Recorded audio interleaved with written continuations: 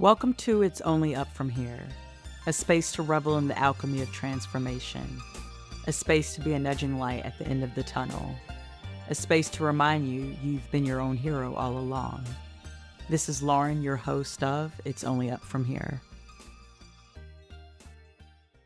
Hey guys, it's been a while and I'm back, and you're probably going to hear a lot of that, to be honest. Like, let's be real. I'm not publishing regularly, but I'm here, I'm trying, and that's all that matters.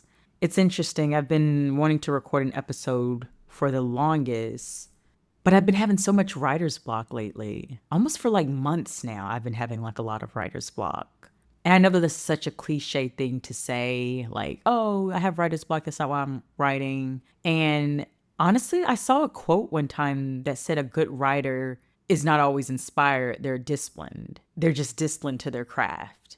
And that's honestly something that I've been struggling with lately, is the concept of being disciplined, being structured with my writing and my creating. And I've been trying to overcome that or figure out like what is my next step in life. I think I spent a lot of my life, well, at least my 30 years of living as a writer, writing when I felt inspired. I've always been inspired to write. I've always been inspired by stories and creating worlds in my head, creating poems in my head, always, since I was 9 years old. And as I've entered my late 20s, I've struggled with still thinking about stories and creating stories in my head and poems, but I haven't been putting them on paper as much as I did in my pre-teens, teens, and early 20s. And I've been grappling with that for a while now. Like, why am I not writing? I'm thinking about writing. I'm thinking about creating. I'm thinking about the story. I'm literally thinking about the substance that I want to write about, but I'm not actually putting it on paper. I just leave it in my head. I don't even like writing it in my notes app on my phone. And I've been overcompensating with that for maybe going to poetry readings or open mics and just reading my poems that I wrote years ago. So that's been very challenging, to say the least. Like, why am I'm so tied to my old poems, but I'm not creating new poems. I'm so tied to my old stories, my old short stories from college, but I'm not writing new short stories. And even though I always have them in my head, I'm not executing them. And I'm really wanting to know why. Like, people can say you're going through a season, but what happens when this season of artistic block lasts a lot longer than you expect it to? I remember when I was in my early 20s, I was always under the impression that I wanted to write a book. And I do still want to write a book. But I used to think as long as I publish my first book by 30, I'll have made something of myself. That was a huge thought I had in my very early 20s. Well, I'm 30 now, and I have not published a book. I've been published in a couple anthologies, but I've not published my own body of work. And that's okay. I actually am okay. I'm not like, doubled over in pain that I haven't, but it is something that's always in the back of my mind. Like, what's stopping me? Is it perfectionism? Is it writer's block? Do I feel like it needs to be a certain way? Do I feel like I need to have a certain amount of followers or connections in the industry? Do I feel like I need to have a certain amount of friends or community? And it's interesting because I was on Instagram the other day, which that's another problem. I don't need to be on Instagram as much as I am, to be honest. Does anyone else feel like they've been doom scrolling to no end? I honestly feel like I doom scroll way too much. And since the past maybe 2 years, it's gotten a lot worse. And I mean, like, look at the times we're in. It's kind of hard not to doom scroll. That being said, I came across this video on Instagram the other day, and there was this man. He was like a spiritualist. I don't even know like what his actual beliefs are, so I'm like hesitant to promote him. Someone had shared him on their story, and he was talking about how you have to follow your passion for its own sake, not what you think it'll get you. And you have to follow your passion regardless of what people's responses are, but you have to follow it just simply because there's no other choice. There's no other way out. Like, you have to follow your own passions. You can't do it for outside validation. You can't do it to be chosen, to be published, to be platformed, or to be spotlighted. You have to follow your passions for you and no one else but you because it's your calling. If anyone's interested in seeing more about this man's teachings, his name is Bashar. But again, I don't know anything else about him. I just randomly came across this one video. So again, I'm hesitant to just like spotlight somebody and I don't like know their ideologies, especially in these times. But I did really resonate with that video and I was like, okay, that is true. And he went on to say, you have to not use your passion as a condition to get feedback or to be validated by the outside world. You have to use your passions and pursue your passions for you. Only you can validate yourself. And I just thought that was so real, and it's something I deal with all the time. And I think the biggest moral to his message, and something I deal with so much, is that you can't create for this outside validation. And yes, it would be nice to have a little crowd rooting for you and cheering for you in the background. It would be great to have this crowd cheering you on, but I can't write for anybody else but myself. I can't create for anybody else but myself. The same way when I, paint, for example. I'm not a professional painter, but I love to paint. I've always loved to paint. That's a fun hobby.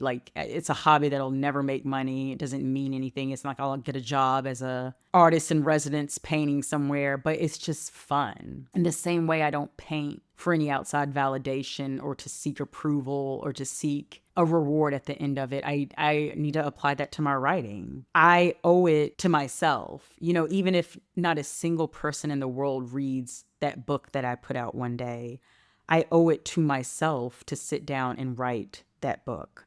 100%, full stop. I owe it to the 9-year-old little girl who sat and wrote in her room for days on end in her beat up composition book, stories about what was going on in her own life turned into a magical reality that she was creating. That composition book is long gone, but that was so freeing and fulfilling to me as a 9-year-old to write this story about a family going through a divorce, because that's what I was going through at 9. And I owe it to myself at 30 to write about what I'm going through, to write about what I've learned, to write about what inspires me, to write about what I care about. And even if not a single other person sees that or resonates with that, I've written that for myself. And that's the most important thing. No one deserves to hold on to this infirmity that a lot of artists know as writer's block.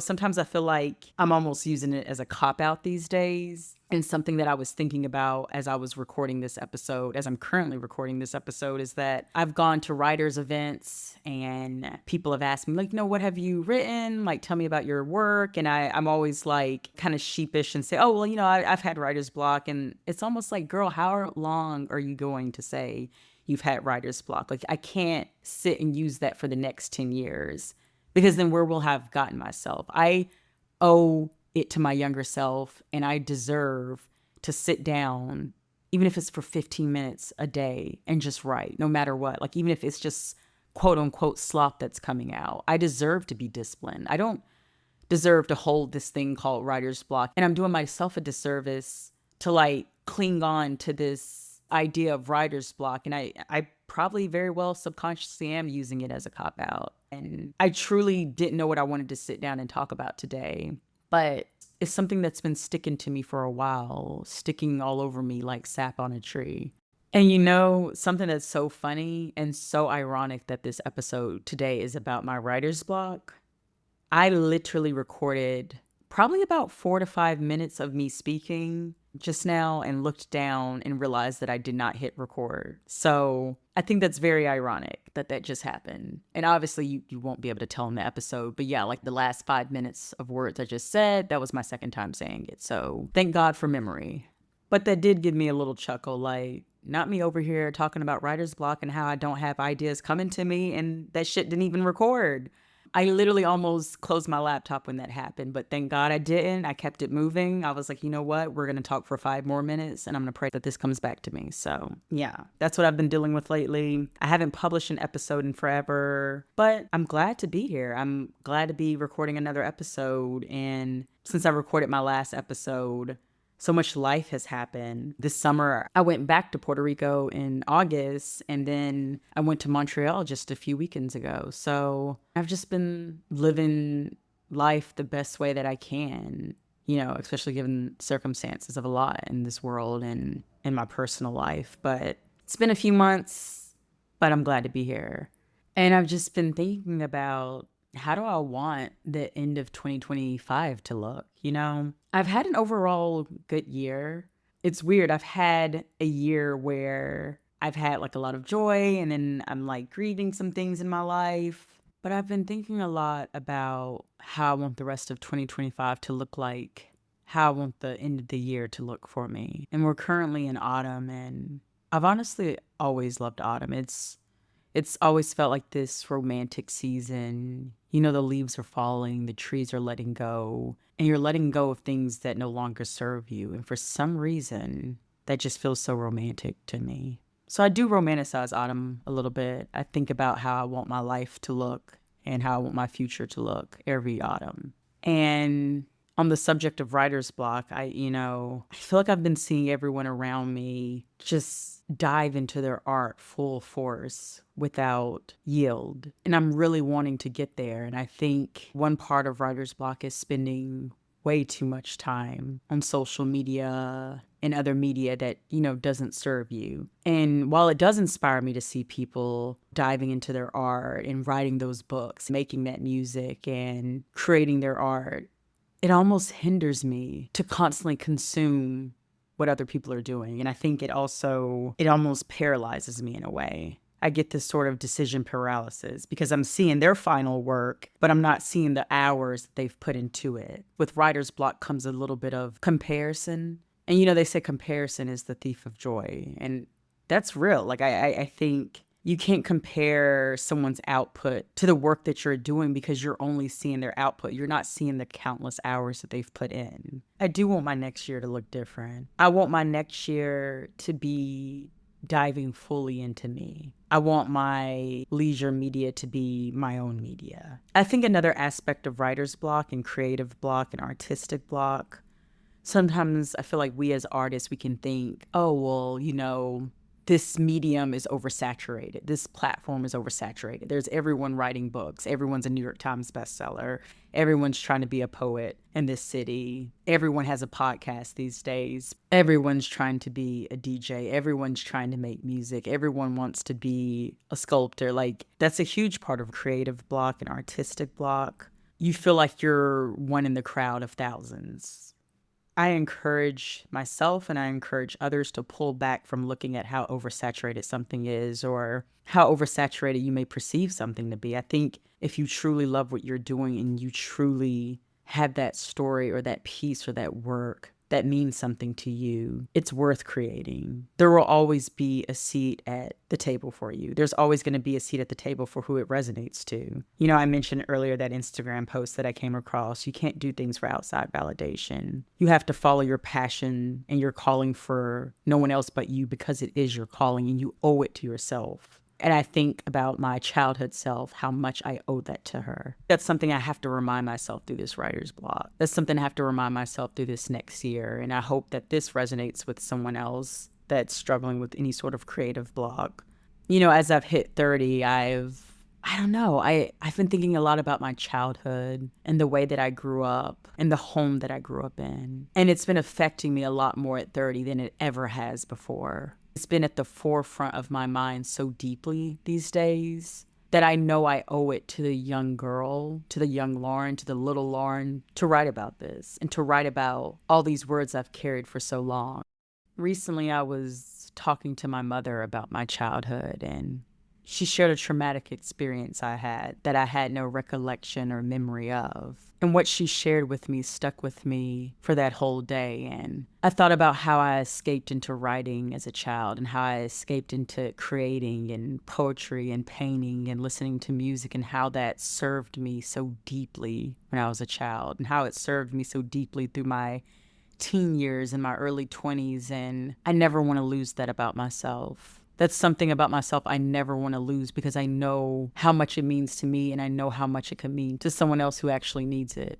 2020 has unfolded in such an unexpected way. And I wasn't expecting 30 to look like this, but it has been a really beautiful and transformative year so far. 30 and all of the roadblocks that I've hit has been needed. And I'm looking forward to the future. I'm looking forward to next year. And I'm looking forward to getting out of this season of blaming writer's block. I don't know if that looks like trying to be more disciplined, especially when it comes to my craft or my art, but I'm really looking forward to doing the things I said I wanted to do. I remember when I was in high school, and there was one summer that I didn't really go out like that in high school. Like I had friends, but I didn't go to parties or anything. And there was this one summer, like clockwork, every night I wrote in my composition book. I wrote a new poem every night. And social media wasn't big like that back then. So I never shared these poems. It wasn't to seek any sort of external reward. It was literally just to write. I need to get back to just writing just for me. I was even out one night with a friend having a drink recently, and she told me about this exercise where you wake up in the morning and you journal for an X amount of time. And it's like a short spurt of journaling. But whatever you write, once you're done, you ball it up and throw it away. And it's just the practice of just getting your thoughts out of your head and onto paper. It's the thought of just doing that act of writing. And when she was telling me, I was like, oh my gosh, like, that's so crazy. Like, throw it away. Like, my writing is my baby. But if you speak to an experienced writer, everyone knows about that phrase, kill your darlings. Getting rid of, the unnecessary character, getting rid of the unnecessary scene in your writing or in your story. And obviously, like, this is not a story, it's just journaling. But if you have to kill your darlings in writing, what is wrong with just writing just for the exercise and discipline of writing and killing your darlings, crumbling it up and throwing it away? And I don't know, sometimes I don't have to write to like turn it into something. And I think that that's a great practice that I might try in 2026. I probably should try it tomorrow morning. Who knows? I'm looking forward to writing more in this next year. And I'm looking forward to seeing what discipline I form. And granted, inspiration's always great. As a writer, you always want inspiration, but sometimes you cannot wait for that. Like, you cannot wait for inspiration. Like, you have to be disciplined and you have to just write because you simply just owe it to yourself. The poem that I wanted to read for today's episode is Surprise about writer's block. And I actually wrote it some years ago. I wrote this back in 2019 in my notes app on my iPhone. I had graduated college the year prior and I wasn't really doing much. Like, I was working odd jobs around my hometown in North Carolina, and I was struggling to create at the time. I was feeling very like down on myself and just feeling like I could not create. And I wrote this poem, and I've performed it before at open mics. And every time I perform it, I always give it a different title. I never know what I actually want to title this poem. So this is a hard one. I don't know what I'm going to title this for this episode, but I'm going to read this poem to you. And it's just dealing with the whole scope of what I've talked about in this episode. And so I just feel like this is a great piece, and I hope it resonates with someone. And if it doesn't, it resonates with me. It's been a while now since I've come back home to myself. My heart beats a steady rhythm of blues and apprehension. I keep writing poems about wanting to come home to myself, but it's hard to compile the right words when you are not yourself. How do I create something from the heart of the person that I am no longer?